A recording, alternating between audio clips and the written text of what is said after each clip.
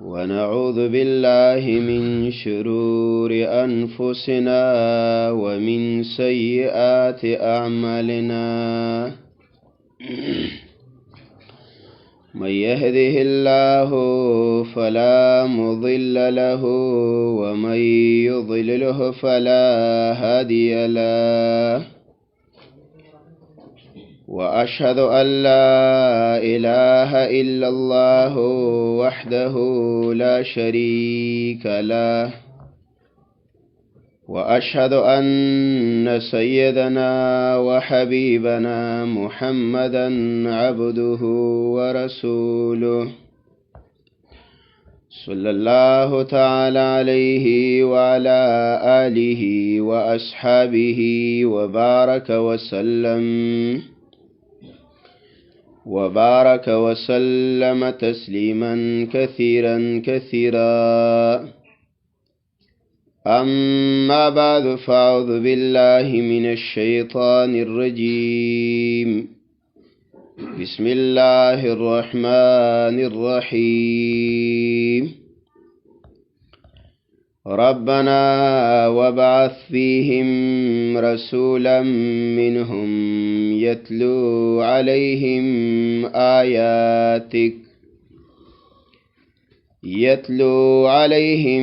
آياتك ويعلمهم الكتاب والحكمة ويزكيهم إنك أنت العزيز الحكيم. وقال النبي صلى الله عليه وسلم إن الله يرفع بهذا الكتاب أقواما ويذع به آخرين. د الله بشمار احسانات دي. قرآن کریم کې الله فرمایي وَإِن تَعُدُّوا نِعْمَةَ اللَّهِ لَا تُحْصُوهَا. الله کو زما نعمتونه شمار کول غواړي نشي شمارلی. او بل ځکه الله وفي انفسکم افلا تبصرون. الله حساب دې بدن کې هم زما د پیژانګللو او د توحید نخښتا. خو الله یا کو انسان ته څه بصیرت او عقل لري. د قرآن کریم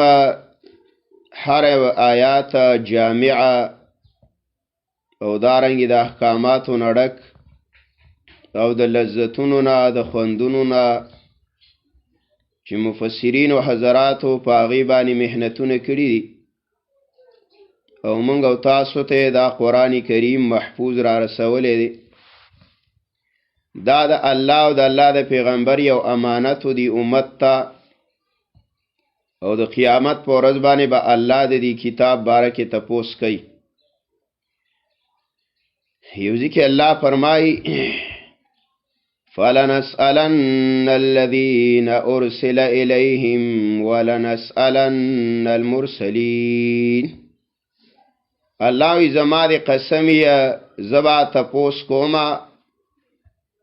د هغه چانا چاته چې انبیا او داعیان د حق ورغلي.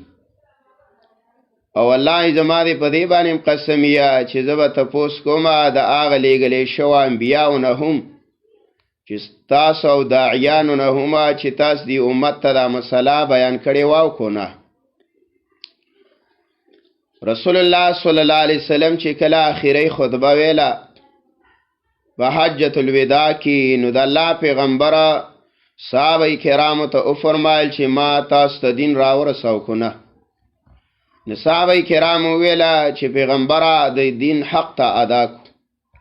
رسول الله صلی الله علیه وسلم فرمایل اللهم اشهد علیه، الله ته په گواش. درې ځله دا ګوته اسمان ته چوته کړله او بیت به دی ته اشاره کوله چې الله ته په گواشه ما دیو تستا پیغام را ورسول او اوس رسوله غایبینو ته دا د حاضرینو کار دی.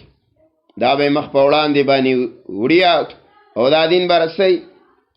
او رسول الله صلی الله علیه وسلم او فرمایل چې بلغوا عني ولو آیه، ورسوه یا کو زماره طرفه یو آیات دی ولې نه د یاد کړی خدا امت ته ورسوه. اوسه چې په دې کورونو کې او په دې جماعتونو کې او په دې مدارسو کې دا د قرآن کریم دا چغار خیجی او په هر کور کې مدرسه ده، په هر کور کې جماعت دی، هر نارینا او هر زنانا الله په قرآن باندې پوه کړله. داغیه بنیادیه وجه دا وه چې صحابه کرامو له د الله نبی څنګه امانت ورکړی و، هغه یې په امانت کې خیانت نه دی کړی، هغه یې مخکې راورساو.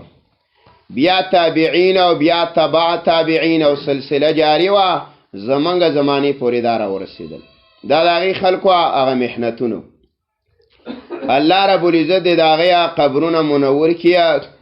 چې هغې د رسول الله صلی الله علیه وسلم په سنتو او د الله په کتاب پر رسولو کې څه کوتاهي نه ده کړې. د هغې حق یې ادا کړی دی. که محدثین راوالی او که مفسرین راوالی که فقهای کرام راواخلی، دا د امته سرمایه ده. او د قیامت په علاماتو کې یو نښه دا ده، رسول الله صلی الله علیه وسلم فرمایي چې زما په دې امت یو داسې دور را روان دی، د الله نبی وی لعن آخرو، چې د دې امت اخیرنی رستنی خلق به دا بلانت کیا په اولنو باندې. یعنی اولنو ته بویا چې مړه دا په څه پوهېدل، اولن کې دین خو هغې خلکو موږ ته را رسولی. صحابه کرامو په باره کې الله وی رضی الله عنهم ورضوا عنه، الله وی زه د دیو ناراضي یم او دی زما ناراضي دي. بچې الله دا اعلان وکړو چې الله وی زه ترې راضي یم او دی زما نه، نو ما ورته خو څه پاتې نه شو، بس ختمه شوه خبر. چې د یو سړي په باره کې وی الله وی زه ترې راضي یم او چې کړي ام هغه ما ورته ویل دا به نه پکار، ځکه چې الله د معافۍ هغې ته اعلان کړی د رسول الله صلی الله علیه وسلم مجالسی اختیار کړي. دارنګې د هغې نه وروسته تابعین حضرات چې د هغې خوراک، د هغې سکاک، د هغې ګرځېدله، د هغې ناسته پاسته، دا د امت دپاره نامونه وه. امت ته یې ښودنه کړې ده، د دې دین یې ښودنه کړې، نو دا د هغې محنتونو دې کورونو ته دا مدرسې رالې، په دې باندې شکر ایستل پکار دي چې الحمدلله زمونږ او ستاسو زنانه د قرآن کریم تفسیرونه وکړل، د قرآن کریم ترجمې وکړلې، د حدیثو د رسول الله صلی الله علیه وسلم سندونه یې واغسته، د امام بخاری، د صاحب د مشکات، د ابو داود، د ترمیزیه، نسائیه، ابن ماجه، د دې سندونه یې واغستل، هغې ولوستله. دا د الله لوی نعمت دی. قرآن کریم کې الله وایي لئن شکرتم لازیدنکم، الله کو شکر مو ایستله نور به هم دله پکې زیادت وکړم. و شکر څه دی؟ اوس دا عمل غواړي، عملی جامه به دین ته ورغوندي.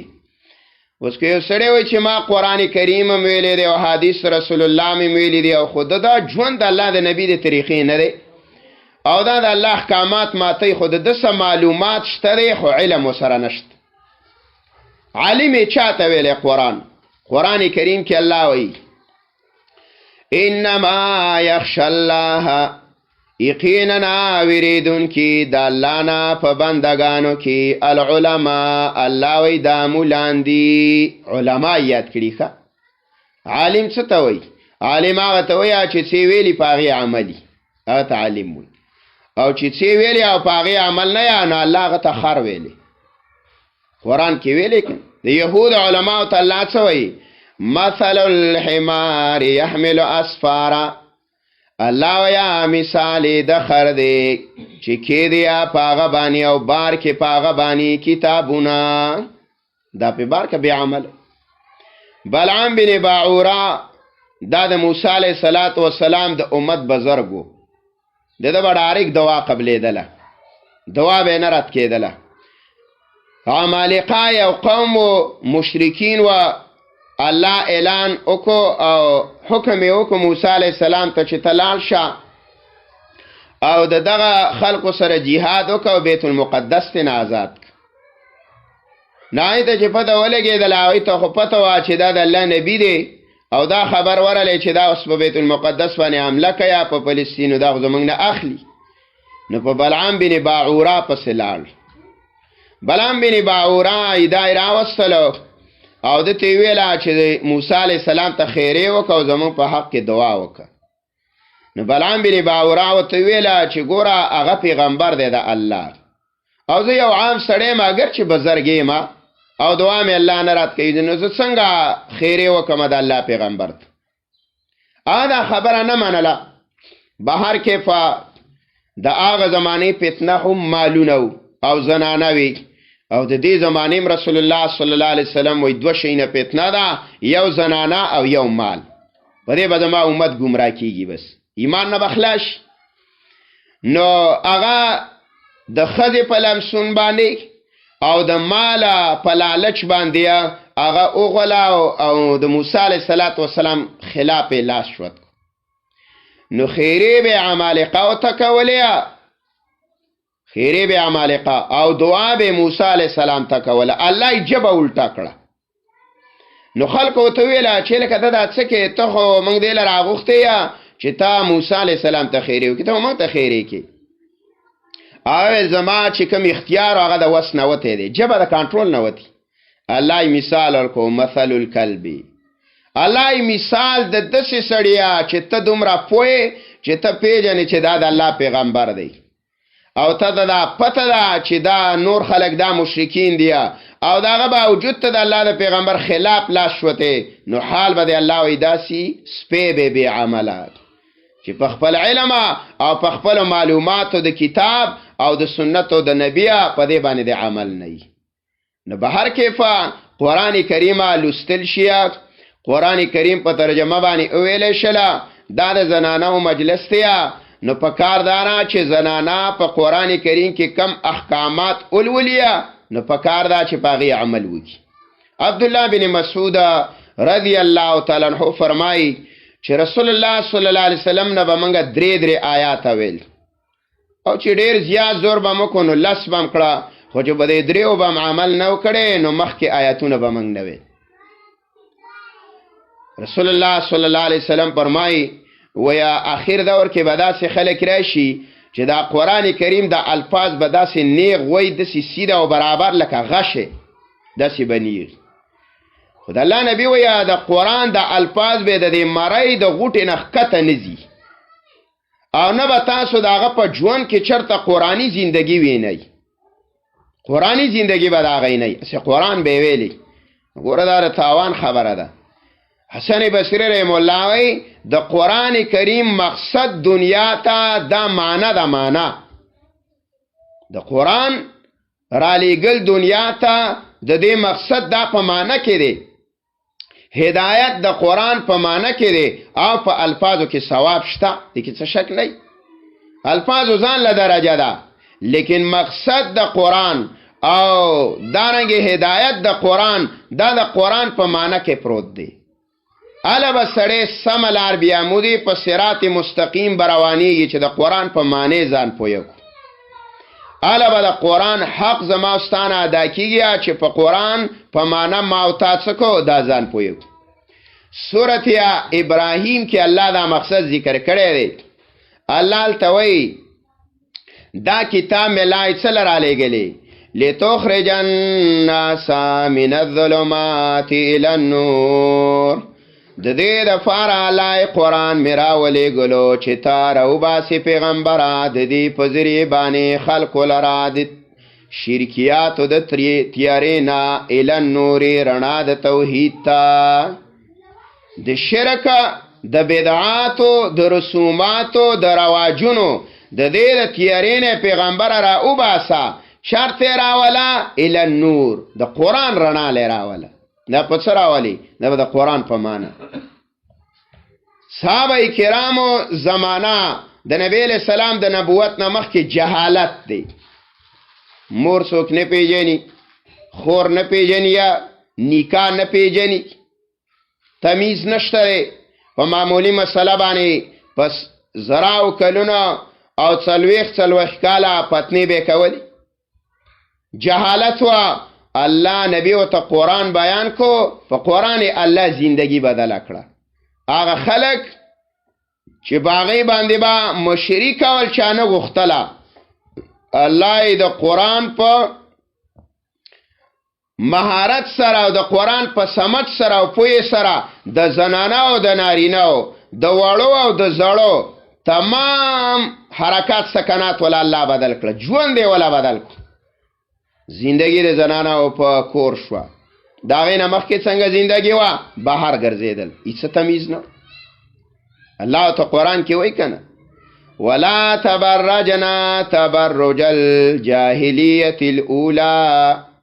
نبوزی اے مومنانو زنانو د کورنا پشانتی د وطلو د زمانی د جاہلیت بہر بنا گرزه مسامل آیات رالی د کورنے پسیلو پاٹی راوڑی د کورنا بہر وطی وی پردار آلا ویل صادر راوڑی پا اقضی کی ناستی حکم وطا بیان کویل د پردی حکم رالی بسل تکی ناسی د کورنے پسی صادر راوڑ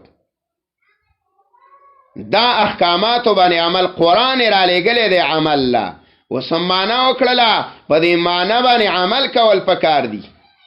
قرآن خو ناشنا کتاب دی د ښځې او د خاوند حق بیان کړي د مور او د پلار حق بیان کړي د تجارت اصول بیان کړي د گاونډي حقوق بیان کړي دا دانګي د پلار به د بچو سره ژوند دا څنګه تیری معاشره بیان کړي اصلاح د خپل اولاد بیان کړي د خپل نفس اصلاح بیان کړي دا د عالم د اصلاح بیان کړي دی یو شی نه دی پری اوس غفلت دا زما استاد چې ما ته په سبا نظام دا نه پوکاو دا زما استاد ذمہواری ده چې ما ته د الله په کتاب باندې ځان پویو نن دنیا کې مهارت شته د دنیا په اشیاء باندې شته الکانو لورشاک په موبایل باندې په تجارتونو کې څومره اعلی مرتبه ته رسیدلی زنانه ولراشه بازار لبا جامه نه راغلی زنانه ته به معلومه ا دکاندار به نوم نه پیژني خو زنانه به نوم پیژني خشه پیژني یا بد شي پیژني خ کپڑا پیژني بد کپڑا پیژني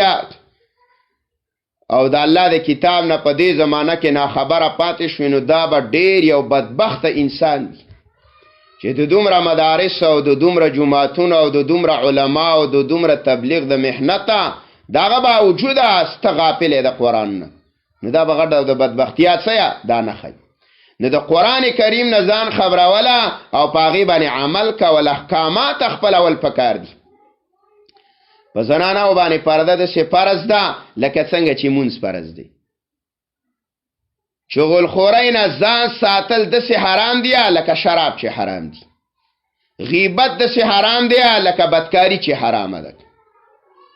کینه حسد د سه حرام ده لکه پردې مال وهل چې حرام دی اوس ګوره پردې مال ته منګه حرام وو بدکاری ته منګه دا حرام وایو او پردې مال ته حرام وایو دارنګیا مونږ پر خوستل ته ګناه وایو خو پردیا پر خوستلو ته ګناه نه وو شرعي پرده نه کول دې ته ګناه نه وو دارنګیا غیبت ته ګناه نه وو چغل خوري ته ګناه نه وو حسد ته ګناه نه وو نو دا خدای يهود ټوکه شو الله ته څوي افتؤمنون ببعض الكتاب وتكفرون ببعض اے يهود الله تاسو ایمان راوړیا په ځنې آیاتونو او په ځنې کتاب باندې او کفر کویا په ځنې آیاتونو باندې دا څنګه ایمان دې تاسو او قرآن کې الله څه وایي یا ایها الذین آمنوا ادخلوا فی السلم کافه اے د ایمان خاوندانو ننوځیا په اسلام کې پورا اسلام ته څه شه دا داخل شه ننوځه نګورا چې یو حکم منما د مانځره پابند ما سیدا حرام دی کوم د مانځه پابند ما کینه حسد نه مزړه ډک د مانځه پابند ما د شغل خورین میاک خلا دا نه ودرېږي د الله نبی ویلا يدخل الجنه قطات نشیت لله جنت ته هغه سړی او هغه زنانا چې هغه شغل ماره ده بعضې کې د الله نبی وی وی ان الحسد یاکل الحسنات، دا کینه او حسد دا نیکیا داسې خوري او داسې ختمیا کما تاکل النار الحطب، څنګه چې وره وچ خلپلی سوځي داسې ختمي په یو ځل. نو په اسلام کې پورا پورا داخلي دل پکار دی. قرآن موا عمل په قرآن وکي. فردا دا شرعي کیا د چانه پرده ده الله مونږ ته څوي دا مو چې یاره ماما زوی خپه شو د تر زوی خپه شو او یاره پلانې خپه شو، نو د رب د خفګان نه تا ته د خفګان غټ دی. لکه رب خپه کې رب العالمین کریم ذاته چې ته د نشنه وجود لراوستی او تا باندې بشمار نعمتونه الله کړي او بیا دل د اسلام سرمایه درکړه او بیل د قرآن تعلیم درکو او بیل د سنت د محمد رسول الله صلی الله علیه وسلم تعلیم او ژوند درکو او داغه باوجود هغه رب کریم خپکو او مخلوق خوشاله او حالان کې قرآن کریم دا رسول الله صلی الله علیه وسلم فرمای لا طاعت لمخلوقنا فی معصیه الخالق. په هغه شینو کې د مخلوق ممنیا په کوم شینو کې چې د رب خپکیږي ګوره رب خپه کول نه دی پکار. زاد المسیره یو حدیث راوړی وای د قیامت په ورځ باندې با قرآن کریم د عرش د لاندې له دوی کدوی النحل، وای دا بده سه بنار کیا لکه د غبین مچي. الله به ته مالک یا قرآن څه شوی تعالی را یا قرآن د چانه شکایت کی دا برت شکایت کی چې ربا خلکو می تلاوت کړي خو عمل را باندې نه دی کړی. نسوا کینا روجه را روانه الحمدلله زمونږ استادو علاقه خود قرآنونو مرکزی دی او بیا د الله رب العزت زمونږ د مشرانو چې کما او فاشوی دی قبرونه منور کی چې موږ د قرآن په څومره آسان لهجه او په آسان فهم باندې موږ ته بیان کړی دی او چې کما ژوند دی الله رب العزت دی عمرونو کې برکت واچیا چې د قرآن کریم په څه طریقه بیان د علماء د دیوبند داغی اغا میشن او داغی پروگرام دای خلقو تسرگن کو مخته ولکی خوص د علماء دیوبان خو خلقو اسینو موریده لیو کن خو چا داغی کم مقصد شوا خو چا تا نو خوده لیک داغی خو اخپلا مقاصد و اهداف و داغی چې د خلقو پلاس کی د انگریز کتابو د خلقو پلاس کی ناولی وی د لطیفو کتابونو آغا انگریز محنت کړو علماء دیوبند محنت دا کاو چې یاره دغه د انگریز کتاب دا د مؤمن د لاس نه لري کې او د الله کتاب ولا پلاس کې ورکی. اوس الحمدلله زمونږ مرګریا باجوړ کې 800 پورې درسونه الحمدلله دا زمونږ مرګری وکي په دې باندې مونږ الله چې شپه ورځ په سجده پریږدو د والله مونږه شکر نه ادا کوو. سوک په یو پس روان سوک په بل پس روان منگ لا مشران قرآن لاس کې راکو د سنت د رسول الله او د توحید او د سنت و خدمات راکوی بس په دې باندې مرګ دی او په دې ژوند دی بس د مرګ پورې داغي سمنګ په دې بیعت دی لوزم کړي چې موږ به د قرآن درسونه کو خلکو عقیده با د شرکیاتو نه پاکو د خلکو نظریه با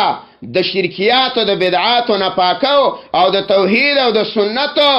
او محبت با د الله په توفیق باندې د حق خلقو په زړونو کې ګدو او دا غینه به د غیر کتابونه اله او د الله کتاب په پلاس کې ورکو. دا زما ستا میشن دی، دا زما ستا سره پروګرام دی. نه بهر کې په عملی زندگی پکار ده چې ما تاسو کو عملی ژوند تیر ایواز دانه ده چې جنې فارغه شولا آیا ترجمه ولپټه په سر روا چلو بس خط یا طالب العلم پارغ شو پټکې وته وا نه کار خو دل وس په سر کې خوستو وسې د تکار دروا غاړې ته واچاو چې اوس به د قرآن خدمات کې ګوره خلکو ته به قرآن خې اوس به د قرآن باندې عمل کې شرعي پرده به کې د چغل خورۍ نه مزان ساتي د حسد د کینې نه دارنګیا د خلاف سنت نه دارنګیا د توحید خلاف عقیده باندې لري دا اوس غم تا ته درکو اوس په دې غم کې ژوند تیرې او دا هغه پورې به په دې باندې منګولې لګیا چې ترڅو پورې د الله سره ملاقات نو شوي. نو په دې آیات کې د رسول الله صلی الله علیه وسلم دا څلوره مقاصد ذکر کوي، څلوره مقاصد. او بعض علما وایي چې په دې آیات کې د رسول الله سلام څلور کارونه ذکر کوي، پیغمبر یې څه لره لېږلې دې څلورو کارونو له. دا څلور کارونه زه تاسو دې آیات کې خیم ګوره. ابراهیم علیه السلام دعا وکړه، الله آخري پیغمبر دی او ته راولېږه. د څه لپاره راولېږه؟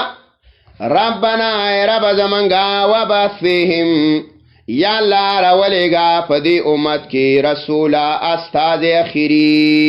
آخري پیغمبر راولېږه. علما وایي دا د آخري پیغمبر دعا ده، ځکه رسول الله سلام فرمایي وای انا بشر ابي، وای زه زیره م د خپل پلار، او انا دعوت ابي، زه د خپل پلار دعای ما، او زه زیره ما د خپل رور عیسی بن مریم. یعنی عیسی علیه السلام زیره ورکړو. بی رسول یاتی من بعد اسمه احمد، وی زمان رسول یو پیغمبر را روان دی، دا غنوم دی احمد. په تورات او انجیل کې د رسول الله سلام نوم احمد دی، د محمد او د احمد معنی یو ده. او ابراهیم علیه السلام ولدا دعا کړې و. او په یو روایت کې اوس راځي چې د مورا خوب ما، یعنی موریا خوب لیدلې. نو داغه دعا وا چې ربنا رب زمونږه وبعث فیهم، راولېږه په دیو کې رسوله استازي منهم چې د دیو د جنس نه، یعنی ملائک نه، دقشن د عربو نه، د دیو نه، چې دیا په مسله باندې پوه شي. کار به څه وسوله کارونه کوي. اول کار یتلو علیهما، لولی با علیهما په دیو باندې آیات کاستا آیاتونو لرا. نو لاولنې کار د پیغمبر څو د خلکو الفاظ برابرول، تلاوت، یعنی په توري باندې خلکو ته قرآن ویل. لکه نن سبا چې تا طالب کې نه ده ځان سره ناول ته قرآن خلک سمي، الفاظو د پاره او ته قاعده وای نیتلو علیهم آیاتک، الله چې د آیاتونه وته ولولي او د دې د تلفظ برابر کی. نو په کاردار چې په مدارسو کې په ماشومان باندې مهنتونه وشي او دا غي تلفظ برابر شي. د سینا چې په پښتو کې قرآن و د نیاګانو نه مله زوړ قرآن، هغه علی باتام نه پیژنیا، بس چې څنګه قرآن و نه الفاظ نه ذا نه ذال نه ضاد نه ذی، د دې په مابین کې فرق هم نشي کولی. حالانکه به کې دومره جوهر فرق دی. ګوره لکه ثمین نه دی، ثمین په ثا سره دا قیمتي چیز ته وایي، او چې سینې کې ثمینه نو په معنا د سره چاق. نو په ثا او په سین کې څومره په ثا او په سین کې څومره فرق راغلی. چې یو ثا دې کړه ثمین دې کو نو ګران قیمتي معنی شو، او چې سین دې کو ثمینه نو به ګران معنی شو، چاق معنی شو. نو ګوره دا څومره فرق. نو کوته د سی الفاظ د قران کریم برابر نکي او ثا او سین نه پیژنې، نو زمون خو هغه زړه د مین د قرانونه دی کنه، دا زنانه ونم ویلې دي. نو منځونه په ټول و یو سړی بش پېته کاله مونږ کړه یو سجده به نه قبوله، دا غي به د حالي کنه به رکوع سمې نه به سجده برابرې. نو آیات تلفظ د ماشومان برابر اول. و زمونږه الحمدلله یو بوډا قائم شله وحدت المدارس دای په نوم باندې. مخکې خو به خلکو بس ماشوم به قاعده نه ختمه کړي او یا به قرآن نه ویلې، بس پروګرام به وکړه لکه 15 سپاره او تپاتې دي، وای پروګرام وکړي وای ختم پکې وکړي ولا. اوس خو الحمدلله بورډ مقرر کړی د مدارس لپاره چې کم ماشومه دا امتحان نشو ورکولای قرآن لفظي نه ویلې نه به ختم نه کوي. خدای دا هغه مدارس د پاره مقرر کړي کم چې د وحدت المدارس سره الحاق دی ملحق دی، او کو زما استاد خپل مدرسې او پیټي دی نو دا غي د پاره به نشته. هغه به زما خپل کار دی که د قانون د علماو نه خلاف. آیا اتفاقیه په ټول ملک کې دا مسله په ټول ملک کې دا لاګو شوله چې هغه خلک چې هغه بعضی د مدرسو په نوم باندې هغه دنیا حاصلې او یا په خپل شهرتونه کوي، او یا صرف کار دی ته ویلې چې چاندې کوا او کالو سر سالک دی او پټي سي باره ختمه نه کړل. داو د پاره قانون کې خوش کو ته مدرسه کې طالب ته مهنت کې یا طالب ته مهنت کې یا کوشش کې قرآن به ختم کړي، د وحدت امتحان به ورکي، هغه پلار ته به سند ملاوي چې دا ماشومه او د دې تلفظ برابر دی، د دې قرآن په توري برابر دی، دا سند یافته شوله، سبا له دا بلې ماشومې ته سبق شي ویلي. نو چې هغه امتحان نه ورکړي تلفظ نه یا نو هغه بیا زړلم زرلا د باجوړ شو کنه اوران قرآن به بیا رواني دا خو د نظام ته برابرای نو د پیغمبر اولنې کار تلفظ برابرول دي الفاظ برابر شي دویم ويعلمهم الكتاب او تعلیم باور کیا دی ولرا د قرآن تعلیم نه مراد څه دی د تعلیم نه مراد فهم د قرآن دی په معنا به پوهه کوي او ما تاسو ویلا چې د قرآن هدایت چې د په معنا د قرآن کې دی او مقصد الله چې را لګلم دی هم مقصد زمونږ او تاسو معنا ده نو دویم کار دا معنا ده په هندستان کې چې کله انګريز تسلط غالب شو او انګريز کله قبضه وکړه نو په هغه علماو باندې پابندي ولګوله او جیلونه تړکله او چې شهیدان کړه کم علماو با چې د قرآن په صحیح طریقه معنا خلکو ته بیانوله اوس زمانہ کې تاسو ګورئ چې هر عالم چې هغه په قرآن الله پوه کړو او په قرآن باندې پوهیږي هغه تبا په علاقه کې په کلی کې په ملک کې په هر ځای کې به د مسلې راپورته کوي ولی چې دا خلق په قرآن باندې پوه نشي د معنی د مقصد نه خبر نشي بیا خو د اسلامي ژوند تیری او اسلامي نظریه واړي بیا نو بهر کې په یو تعلیم د قرآن دا معنی ده په معنی باندې د قرآن ځان پوهه کوي او دلته خو الحمدلله مولوی صاحب درس کوي روزه کې منګ او تاسو ته موقعي نو په کار دا ده چې نارینه زنانه خیر دی یو کور کې منګ او تاسو اجتماع یعنی راجمع کېدله زیاتیږي بوت جوړیږي دو درې سپیکرې کلی کې راوغځوه او بس یو کور ته د 50 زنانه راټولیږي بل کور ته د 50 زنانه راټولیږي ان شاء الله تعالی ټول به الله د قرآن په علوم باندې الله رنګي برکتونه به ویني او چې کم نارینه او زلمی او دا خو د قصو کیا چې دا روجا دا روانه ده دا زمانه بغیر د قرآن د تفسیر نه تیر نشي او زه دا درخواست دعوت هم کوم را خپل مرګرو تبلیغیانو تم منګه چیله کې مرګري وختونه لګیا نو بیا یو چیله د قرآن لمور کوي چې کم از کم دا چیله بدلته اولګاو مولانا صاحب سره درس وکړو یا نور د دې علاقې خلک نه بل کې یو عالم درس کوي دا سره به درس وکړو او بیا به ان شاء الله تعالی چې کلم د اختر وب وسکلیا بیا په چیله ته ورپاس نو ته به خو ویني چې څومره مزه وکړي نه بار کې او يعلمهم الكتاب ور تعلیم د قرآن دا به ذکول غواړي معنا د قرآن به ذکول غواړي دویم کار دا دریم والحکمت او چې تعلیم ورکیا دی ولرا د حدیثو حکمت نه مراد عبد الله بن عباس وی حدیث دی یعنی دوا شین رسول الله صلی الله علیه وسلم دو چیزونه دا نبی علیہ السلام مونږ ته پرې خوستل ترکتو فیکم امرین ما تمسکتم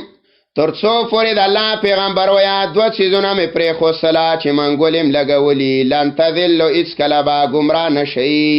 کتاب الله یو د الله کتاب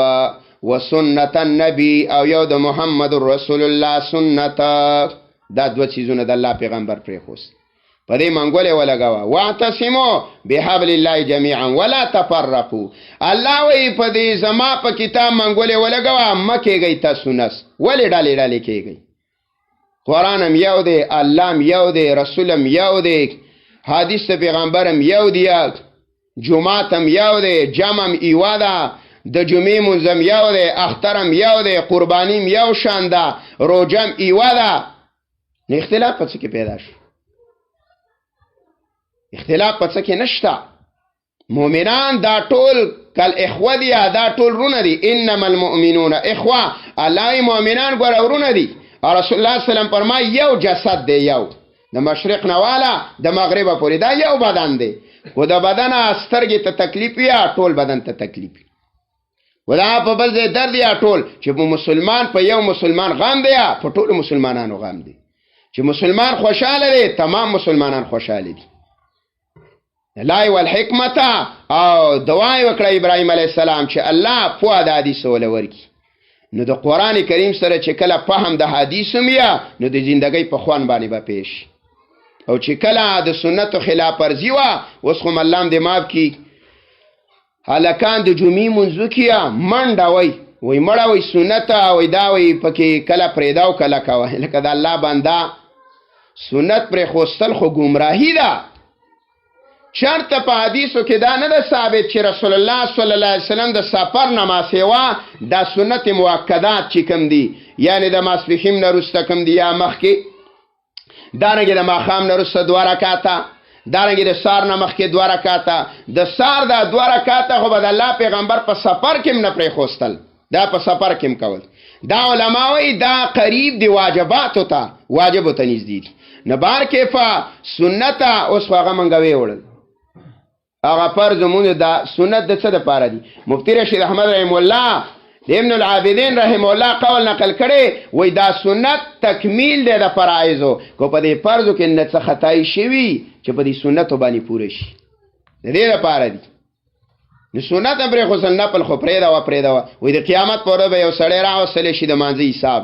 مونږ به فرایض به کمی رب حکم وکي ملائکه ته چې نوافل وګوریا چې فرایض ولا پیډک نو چې نوافل یا نفل عبادت نه الله به په فرایض ډکی نو چې زما اوس سنت هم نه سبا کی روزه با د روزه حساب بیا روزه فرضی به کمای الله به نفل روزه وګوریا نفل روزه باندې باندې فرضی روزه ډکې او زما استاد دغه حال دی. نو بهرحال سنت دا کوم چې مؤکد دی دا غلطه خبره ده. رسول الله صلی الله علیه وسلم فرمای کل امتی یدخلون الجنه الا من ابا دا الله نبی ویا زما ټول امت با جنت ته ځي مگر هغه سړی چې انکار یې وکړو. صحابه وویل من یابا یا رسول الله ای د الله پیغمبره انکار به څوک کوي؟ د الله نبی وفرمایل من اتانی دخل الجنه ومن عصانی فقط ابا چا چې زما د سنتو اتباع وکړله نو دا به جنت ته ځي او چا چې زما د سنتو خلاف وکړو نو د انکار وکړو دا به جهنم ته ځي. دا ګمراهي ده چې د سنت ستانه پاتې کېږي. نو والحکمه یو به وله د سنتو تعلیم ورکوي. نو به هر کیفه منځونه کې په سنتو کې دا کوتاهي مه کوئ. او امام یا غزالی رحمه الله لیکلي دي وای چې کله سړی سنت پریدیا نو وای دا واجبات په پریدي او چې کله دا واجبات پریدیا نو وای دا سنت پریدي او چې کله سنت پریدیا نو دا نوافل پریدي او چې کله نوافل او نوافلم پریدي سنتم پریدي واجباتم پریدیا نو وای به دا تارک د څه شي د فرایض شي او چې کله تارک د فرایض شي فرایض پریدیا نو وای به گمراه شي. دا خو پات کې دي کنه ورو ته ګوره تنن دا چل وکا چې یاره ذکر او اسکار وکا سلزله درود وا سلزله استغفار وا سلزله لا اله الا الله وا دا ذکر او اسکار وکا او د جامع د مانځه پابندي وکا نارینه او زنانه په خپل ټیم باندې وکي. ته ګوره چې تعالی الله رب العزت د څومره عبادت توفیق درکړي. دا خو ما ته د عبادت نوافل فرائض دا ولې کمود دی زما سم مخ کې پسې سنشته دی مخ کې هغه مردکی ته چاویل ولی تیزی ویل د باروتو زور دی روز طرف سے زور د نوافل نشته د عباداتو نشته. او دا خو یو نیکی سړی بلی نیکی ترابلیا لکه څنګه چې یو ګناه سړی بلی ګناه ترابلی چې کله ګناه کې پزړه باندې داغ ولګي نو چې پزړه داغ ولګي به عبادت تړلی کی به ته فرض منظم پاتې نو نوافل بچو کې واجبات بچا ادا کی. نو بار کیفه د سنتو دا ډیر لحاظ ساتل پکار دی. بیا په شر او فتنه زمانہ کې رسول الله صلی الله علیه وسلم فرمای څوک چې زما یو سنت را ژوندې کی یو سنت د لږ شهیدانو اجر دی د لسو شهیدانو وګوره کم سنت چې داغه په مقابل کې بدعت خلقو کړی هغه سنت ته ویلي او هغه سنت خلقو هغه سنت پریخه یعنی څوک په عمل نه او ته په هغه باندې عمل وکي د الله رب العزت بدله د لس شهیدانو اجر درکړي. څلورمه خبر اخیره یو ته کوي ويزکیهما او یا الله پاک دی ولرا د غلط عقیدونا عقیده د لپاکي د بریلیانو عقیده د حاضر او ناظر دارنګه د شوافیو عقیده دا چیرې د صحابه کرام د رسول الله صلی الله علیه وسلم د وفات نه نعوذ بالله وی مرتد شي وی دا کافر شي. دارنګه عائشہ رضی الله تعالی عنها باندې بدنامه لګي. دارنګه د عثمانیه عقیده د عذاب قبر وای نشته. دارنګه نور معتزله دي مرجئه دي و غیره دنیا دلی تیری شوی دی 72 فرقې دي په دې امت کې. نبی علیہ الصلوۃ والسلام فرمای ټوله به جهنم ته ځي او به جنت ته ځي، ما انا علیه و اصحابي، چې زما کومه طریقه ده زما صحابه کرامو. نو عقیده په څه پاکیږي؟ په قرآن باندې پاکیږي. د قرآن ته چې کېناستلې نو اله به د عقیده جوړه شي. که قرآن ته نه ویناست نو ګوره صرف په بزرګۍ باندې عقیده نه جوړېږي. والله چې یو سړی 20 کال او 50 کال د جومات په ګوټ کې ناست او دا د ورځې 1000 کرته استغفار وي او 1000 کرته الحمدلله وي او 1000 کرته لا اله الا الله وي او دا سړی قرآن نه وینځلی او خپل ځان په قرآن نو پیش کړي، والله کو د دې سړی عقیده برابر شي. او رسول الله صلی الله علیه وسلم فرمایي کو تاسو د قرآن نه ما سوا په بل کتاب کې هدایت ګورئ یا په بل لار کې هدایت ګورئ، نو الله رب العزت بم د سم لارې نه گمراه کی. دا د هدایت کتاب دی. منګه سورۃ فاتحه کې دعا کوو کنه اهدنا الصراط المستقیم، الله سم لار راته وخی او پکلا کم کا. رس بقره ډایرک شروع شیا ذالک الکتاب، الله سم لار ذالک الکتاب هذا صراطیا، الله وی دا زما لار ده، دا قرآن الله وی زما لار ده. په دې باندې الله وی روان شي. ويزکیهما او دا پاکی د غلط عقیدونه، د رسوماتونه، د رواجونونه، د بدعاتونه. او بیا عظیمه ګناه بیګام یو کتاب کتلو د علامه شاطبی رحم الله، آی د شرک نه رسته عظیمه ګناه دا بدعت دی. او بیا ویا چې صاحب البدعات الله رب العزت هدایت هم نه کوي، د هدایت دروازه بند دی. نو بیا په سوال لازیا چې یاره د هدایت دروازه او د توبې دروازه دا خو الله تر هغه پورې کولا ساتلی چې بندله کله زنکدن نه راغلی او یا د مغرب نه نمر نه راخته، نو څنګه صاحب البدعات هدایت نه کوي؟ نه جواب کړی دی چې دا د دې د وجه نه چې دا کم سړی خلاف سنت کار کوي نو دې ته دا عبادت وایي، عبادت وته وایي. نو دا هغې د وجه نه عبادت خو نه پرېږدي. وزیر خلک ورته تداوی چې یاره د سنتو نه وروسته دوا مه کوه، او یا ورته تداوی چې په جومات کې دانګونه مه وایي. دا څه ذکر شروع کړی دی؟ سبحان الله، دانګونه وایي په یو بال باندې ورلېږئ او د پیر نه په شا باندې را روانې، نو هغه ته خو دا عبادت وایي که نه؟ نو دا عبادت هغه نه پرېږدي تعالی. نو د دې د وجې نه وایي د ده دروازه د توبې الله بنده کړي. او بیا پسې حدیث ذکر کړی وای المبتدعون کلاب اهل النار، وای د قیامت پر ورځ به داسې سړی چې د رسول الله د سنتو نه خلاف طریقه ایجاد کړي، وای دا به د جهنم سپی دومره سخته سزا به وله ورکړي. او د حوض کوثر د رسول الله صلی الله علیه وسلم د اوبو نه به محروم وي، د دغه نعمت نه. او نبی علیہ السلام ته خیری کړی دی چې سحقا لمن غیر بعدیا، تباہ او برباد دي شي هغه سړی چې زمانه روسه زما دین بدل کړ. نو بهر کې په یو د قرآن په عقیده، یو د رسول الله صلی الله علیه وسلم په طریقه باندې چې ما او تا خاتمه وشي او د دنیا نه لاړ شو، چې الله تم زما او ستا تندې روښانه او د محمد رسول الله صلی الله علیه وسلم ته زما او ستا تندې دا روښانه. مړې خادي ختمونه پروګرامونه تجارت په کور کې ژوند د گاونډي سره ناسته پاسته فردا چې دا ټول د الله او د الله د نبی د قانون مطابق به زمونږ نه الله دقه غواړي. انک انت العزیز الحکیم، یا الله تا زورور ذات یار کار دی د حکمت نه ډک دی. مولانا صاحب ختم کوي ان شاء الله تعالی. څومره مجمع چې دا ناستې وي الله رب العزت دی الله دا د آخرت د نجات ذریعه زمونږ سره وګرځي او په توجه باندې ان شاء الله تعالی ختم واورو. او زمونږ او ستاسو دا ماتې ګوړې خبرې ما وکړلې، په دې خبرو دی الله رب العزت مال او تاسو له د عمل کولو توفیق راکړي. او الله رب العزت دی په دې کور کې دا مدرسه او دا کمه معلمه چې هغې ورته دا قرآن ویلی کو ناظره ده او کو ترجمه ده، الله دې په عمر او عمله کې برکتونه واچوي او الله دې ولې د عمل قبول کی. او دا څومره طالبات چې دي الله رب العزت دې ولې د مزید علم د حاصلولو توفیق ورکي. او په دې کې چې مولانا دا کم خدمات کوي او دا مدرسې ده الله رب العزت دې قائم او دائمه ولري او با عمل علما او طالبات او معلمات د الله په دې کلی او په علاقه کې پیدا کی او د هر قسم شرونو نام الله محفوظ وساته.